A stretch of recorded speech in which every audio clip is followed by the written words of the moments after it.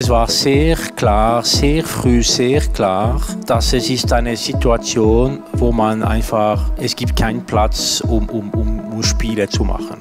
Und plötzlich merkt man, dass Leute, die man vorher als sehr solid betrachtet hat, plötzlich die sind ein bisschen wie verloren. Und plötzlich merkt man, dass Leute, die man vorher nicht mal gemerkt hatte, sind plötzlich sehr solid in der Krise. Ich habe wirklich gehofft, Sie würden mir dann sagen, wissen Sie, diese Waschere, das heilt mich. Aber das haben Sie ja nicht gesagt. Aber Sie haben einen kleinen Tipp, was Sie essen, oder? Wenn es wirklich bergab geht. Intelligenz, muss ich ehrlich sagen, die mich überrascht hat. Also, doch sagen muss, also irgendwie wirklich einfach eine hochintelligente Person. Sonst hätte ich das Buch nicht geschrieben. Meine Frage ist, wie viel und auch wie gut haben Sie geschlafen? Das ist eine sehr persönliche, aber interessante Frage.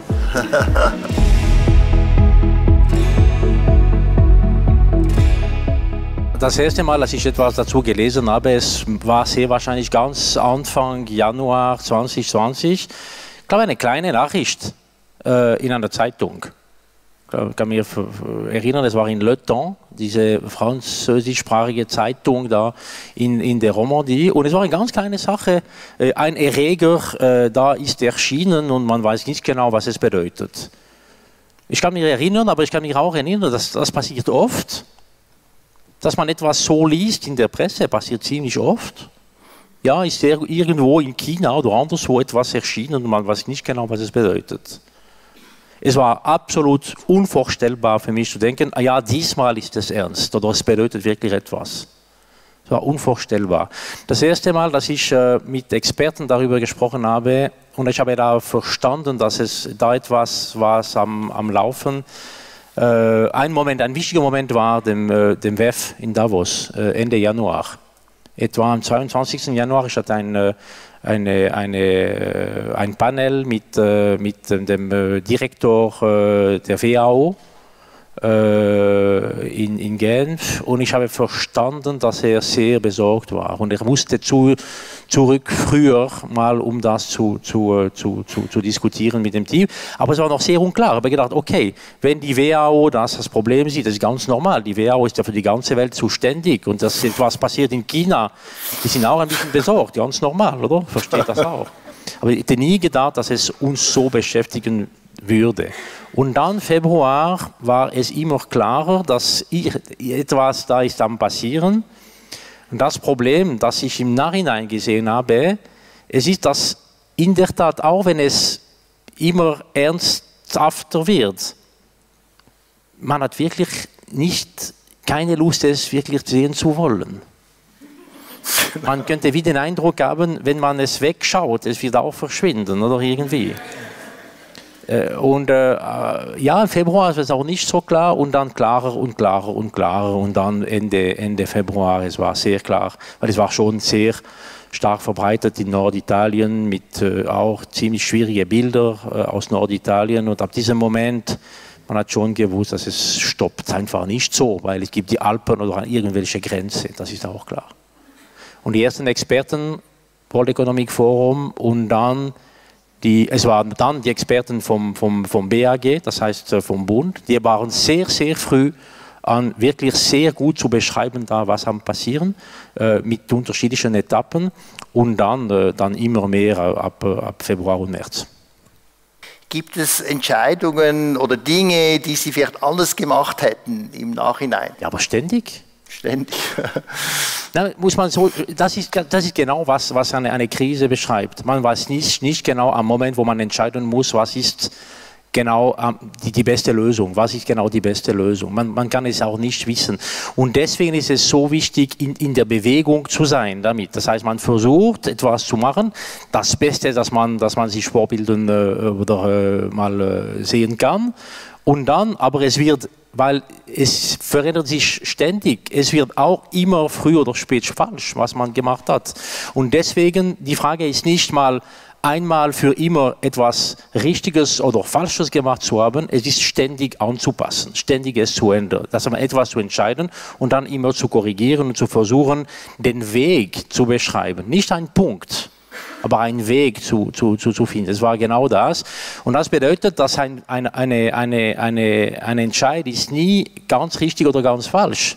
Es ist ein Teil von einer Reihe von Entscheiden, wo man am Ende sagen kann, alles in allem, es ist eher gut oder weniger gut oder schlecht gewesen. Aber es ist wirklich eine ganze Reihe von vielen große und kleinere Entscheide, die man im Gesamtbild sehen muss. Versteht man das? Sehr gut. Ja. Sie haben uns ja eingesperrt und uns Spritzen mit Nadeln empfohlen, unsere Schulen geschlossen und so weiter. Und am Schluss waren Sie dann der beliebteste Bundesrat. Das fand ich schon noch speziell irgendwo. Also, wie war das? Aber Sie haben auch RF Kritiker und Gegner, muss ich auch sagen. Aber im Durchschnitt ist das irgendwie gut angekommen. Gibt es Beliebtheitsumfragen für Psychiater, oder? Weniger, da gibt es weniger Geld, um das zu erforschen, muss man sagen. Aber wir kommen jetzt ein bisschen zu einem Honeck-Thema, Stress, Burnout, also Unsicherheit, jetzt mal psychologisch gesehen, ist ein wichtiger Faktor von Burnout, von Depression, von Angstzuständen, weil wir sind eigentlich gewohnt, oder unser Hirn ist ja viel besser für so akuten Stress, wie das Zebra, da kommt ein Löwe und dann ist man akut, Stresssystem ist aktiviert, dann wird halt das schwächste Zebra gefangen und dann geht die Herde weiter und man kann sich wieder erholen. Nur bei dieser Unsicherheit weiß unser Hirn einfach nicht recht, was tun. Eben, man weiß nicht, wie lange das ist. Es ist so anhaltend und das führt dazu, dass das Stresssystem so dauernd ein bisschen aktiviert ist. Und das ist eigentlich nicht gut. Eben, also eine Ursache, also eine Folge ist dann die Erschöpfung und das würde mich auch unternehmen. Ich meine, Sie haben ja extrem viel gearbeitet, das kann ich sagen, Wochenende, auch Ihr Team, also das war wirklich verrückt, keine Ferien und so weiter. Über so lange Zeit, Sie wussten nie, wenn Sie wieder frei haben und waren Sie dann nicht mal einfach so erschöpft, dass Sie gedacht haben, jetzt gehe ich in die Klinik Hoheneck. Nein, also... Ja, zuerst einmal muss ich sagen, ich hatte wirklich das Glück, dass als es angefangen hat, ich hatte 8 Jahre Erfahrung im Departement des Innern. Das heißt, ich hatte einen sehr guten Wissensstand und Kenntnisse über das Departement, wie es funktioniert, haben wir uns auch organisiert. Es war wirklich, anders gesagt, ich habe 8 Jahre lang in normalem Wetter arbeiten können oder sogar Schönwetter arbeiten können. Und es war ein Riesenvorteil am Moment, wo die Krise ist gekommen, weil sehr viel war wirklich organisiert, funktioniert hat und ich habe mich sehr stark konzentrieren können auf diese Probleme. Das ist der erste Punkt. Der zweite Punkt, ich habe da von ich habe nicht alles verstanden, aber diese Löwe und Zebra-Geschichte, soweit ich es verstanden habe, ich glaube, vielleicht hier sagen zu können, ich glaube, der Sport hat mir sehr geholfen. Tönt ein bisschen speziell, aber ich habe in meiner Jugend sehr viel Sport gemacht, Leichtathletik, sehr jung schon, bis dem Alter 25, auch Wettbewerb auf nationaler Ebene. Ich war nicht so talentiert, ehrlich gesagt, das ist mein Problem, ich habe sehr viel gearbeitet, ohne dass die Resultate wirklich gefolgt sind. Ja, es passiert, was ist einfach so. Aber ich habe da sehr viel gelernt und Sie können das glauben oder nicht, aber wo ich die größten Ängste gehabt habe, es war in der Sekunde vor dem Start von einem 800-Meter-Lauf. Schwierig zu glauben, ich weiß. Man ist da allein, man muss nur laufen, das ist nicht so kompliziert. Aber ich weiß nicht wieso, als ich jung war, es war für mich wirklich, und nur zu denken, jetzt, ich bin wieder mal ein bisschen gestresst. Wirklich, es war sehr viel gearbeitet, sehr viel trainiert und dann der erste Wettbewerb kommt und dann, Sie haben ein bisschen weniger als 2 Minuten, um das Beste herauszugeben. Und das war ein Riesenstress. Und komischerweise, es hat mir erlaubt zu lernen, wie ich dann das vielleicht meistern kann, für mich selbst, oder? Das heißt, ohne zu erstarren, weil wenn Sie beim Start vom 800 Meter erstarren, es kommt dann überhaupt nicht gut. Ne? Es klingt ein bisschen komisch, aber es hat mir sehr viel geholfen. Und dann diese 2 Elemente, Sporterfahrung und dann diese 8 Jahre Erfahrung im Departement, hat mir erlaubt, mal mich zu bewegen, wenn es notwendig war, auch in dieser Situation. Sie haben jetzt gesagt, es war unglaublich viel gearbeitet, unglaublich viel Stress. Es gibt auch, es war für mich interessant zu sehen, dass in allen umliegenden Ländern die Gesundheitsminister, die haben in der Regel ein Jahr, einige Monate, 1 Jahr bis 2 Jahre es aushalten können. In Österreich jedes Jahr einer ist ausgefallen, weil einfach zu viel Stress oder zu viel Druck oder zu viel Drogen oder irgendetwas. Die haben es auch so gesagt und wir haben, Schweiz ist auch vergleichbar mit Österreich, mehr oder weniger das Gleiche erlebt. Aber diese Elemente haben da wirklich, glaube ich, wirklich geholfen. Dieser Teil des Persicodes ist in der Koenig schon implementiert. Bewegungssporttherapie ist sehr wichtig. Das andere, wir haben eine sehr gute Küche. Ich bin natürlich Ernährungsautor und habe wirklich gehofft, Sie würden mir dann sagen, wissen Sie, diese Wascherei, das heilt mich. Aber das haben Sie ja nicht gesagt. Aber Sie haben einen kleinen Tipp, was Sie essen, oder? Wenn es wirklich bergab geht. Zum Essen? Ja, oder können Sie sich erinnern? Also, ja, ich kann Ihnen sagen, was ich esse. Ja, gerne. Ja, aber vielleicht werden Sie enttäuscht werden. Ne? Was war das denn schon? Rohkost, haben Sie gesagt. Roh, ja, das stimmt. Ja, ich esse sehr, sehr viel. Wie ist das auf Deutsch? Rohkost, ja. Rohkost, ja. Ja, also ungekocht, einfach so. Ungekocht, ja. Ja, ich habe auch ein Salat-Signature. Ich kann auch den Rezept geben.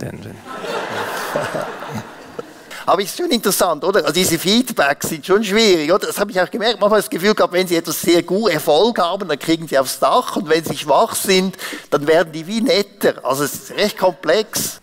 Ich habe wirklich Zehntausende Briefe bekommen. Nicht alles lesen können, die positiv waren. Aber weil es positiv war, es ist einfach trotzdem ein bisschen unter dem Radar gegangen. Es hat niemand interessiert, zu berichten über Zehntausende von Leuten, die etwas positiv schreiben, um zu sagen, ey, es ist schwierig, aber machen wir das zusammen und danke, oder können Sie vielleicht das schauen, aber das ist nicht so schlecht und alles. Es ist nicht so interessant. Aber die negativsten, das war sehr interessant. Es hat mich auch mehr bewegt, auch mehr betroffen. Und dann, es hat alle, nicht nur ich, aber es hat alle betroffen. Und ich habe ein perfektes Beispiel dafür. Es ist die Abstimmung, weil das beeindruckt immer sehr im Ausland. Wenn ich sage, wir sind das einzige Land, wo es gab 3 Volksabstimmungen über Corona-Management während der Pandemie. Niemand glaubt das. Niemand. Es gab 3, in der Tat. Es gab eine im Mai oder Juni 21, eine im November 21 und die letzte, das war im Juni 23. Schon spät, aber 2 wirklich mittendrin. Ne? 2. Und bei der zweiten, November 21, ich kann mich schon gut erinnern, es war wirklich die Meldungen, die Feedbacks, die Medien, es war so negativ. Ich habe gedacht, okay, werden wir da zerstört, oder? Diese Abstimmung werden wir, ich glaube, am Ende vielleicht 70%. Es wäre vorstellbar, dass wir 70% verlieren und dann es gibt noch dazu eine politische Krise. Was machen wir damit, oder? Ich war ziemlich sicher, dass es sehr schlecht gehen könnte und habe noch die Hoffnung gehabt, vielleicht gibt es noch eine knappe Mehrheit, die uns hilft. Und am Ende, es war eine deutliche Unterstützung. Für schweizerische Verhältnisse eine deutliche, das heißt über 60%, wenn ich mich gut erinnern kann. Noch einmal, nicht, dass alle einverstanden waren, das ist klar, aber eine klare Unterstützung. Es gab da eine Riesendifferenz zwischen Erwartungen, Medienberichte, Feedbacks, alles, Kommentare, auf die Kommentarspalte in Medien und alles und dann Resultat. Und es war für mich wie ein Weckruf. Wieso ist so eine große Differenz? Was bedeutet das? Und das muss man dann auch ein bisschen integrieren, wenn man arbeitet. Und am Ende, ich habe gedacht, okay, ich glaube, das Beste für mich, ich versuche wirklich mit höchstem möglichen Gewissen den besten Job zu tun. Und ich lasse mich nicht so viel mal beeindrucken über die Berichte oder Feedbacks oder was die Leute sagen. Ich versuche wirklich das Beste zu machen. Und am Ende werden wir sehen. am Ende sowieso muss man einfach mit allen Resultaten mal leben und Konsequenzen und alles. Vielleicht am Ende, man wird mir sagen, es war total falsch, Katastrophe oder vielleicht etwas anderes. Aber ich versuche einfach alles zu geben in die Richtung, die mir am richtigsten erscheint im Moment. Ein bisschen diese Feedback nicht zu vergessen, aber nicht so eine große Achtung zu bringen. Ich habe auch diese Beliebtheitsumfrage mal ernannt vorher. Auch das täuscht, muss man schon aufpassen, oder? Und ich habe das auch immer gesagt, ja, es wäre auch einfach zu sagen, wenn man ganz vorne ist, oh, das ist so wichtig. Und wenn man ganz hinten ist, ja, aber das ist einfach nur nicht so, das ist nichts. Und ich habe immer das Gleiche gesagt. Und ich habe unterschiedliche Situationen gehabt, auch in dieser Sache, aber gesagt, es sei nicht so wichtig. Wie viel und auch wie gut haben Sie geschlafen? Das ist eine sehr persönliche, aber interessante Frage.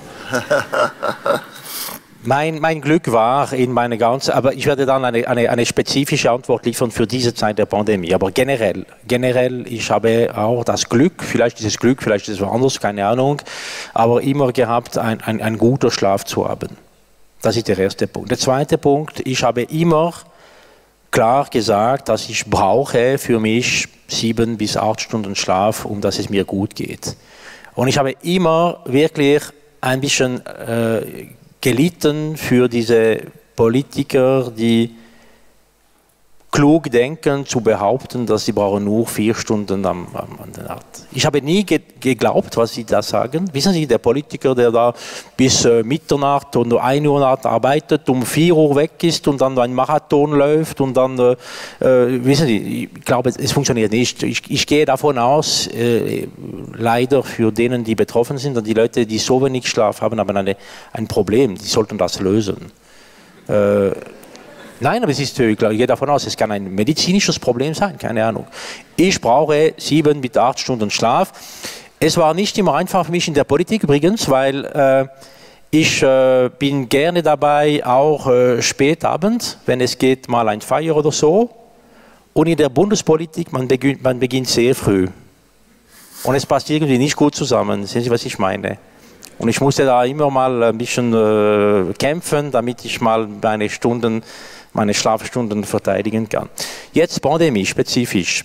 Es war auch so, aber ich habe gemerkt, dass als der Druck hoch war und wir haben von dem Druck, von der Arbeitsstunden, Druck der Verantwortung, der Entscheide, alles das, aber wir haben auch nicht über die Drogenlage gesprochen und alle diese Elemente, die noch dazugekommen sind. Ich habe gemerkt, mein Schlaf war lang wie vorher, so lange es geht, ohne das unterbrechen zu werden mit einer Pressekonferenz in der Palazzo Chigi in Roma. Aber dann habe ich gemerkt, dass ich war mehr oder öfter wach in der Nacht. Und mein Problem war, als ich wach war, ich habe gemerkt, ich war ständig am Rollen im Kopf mit der Pandemie. Und ich gehe davon aus, dass es ist nicht nur eine Frage der Anzahl Stunden, die man schlaft, aber auch Qualität. Und ich würde sagen, Anzahl Stunden war noch da, aber Qualität hat abgenommen. Sagt man das so? Hat abgenommen. Und es war wirklich ziemlich verrückt zu sehen, dass es war parallel mit der Druck der Pandemie. Anders gesagt, ich habe viel besser geschlafen im Sommer, als die Fallzahlen tief waren und alle ein bisschen entspannter waren, als im Dezember, Januar, als die Fallzahlen besorgniserregend waren. Voilà. Aber ich bin sehr froh, dass es vorbei ist, weil ich glaube, ich habe das schon aushalten können während 3 Jahre mit tief und hoch, aber viel mehr wäre auch, ich gehe davon aus, für die Gesundheit ein Problem gewesen. Und ich bin froh, dass es jetzt vorbei ist, in dieser Form mindestens. Ja, zum Schluss noch eine Frage vom Psychiater an den Psychiater.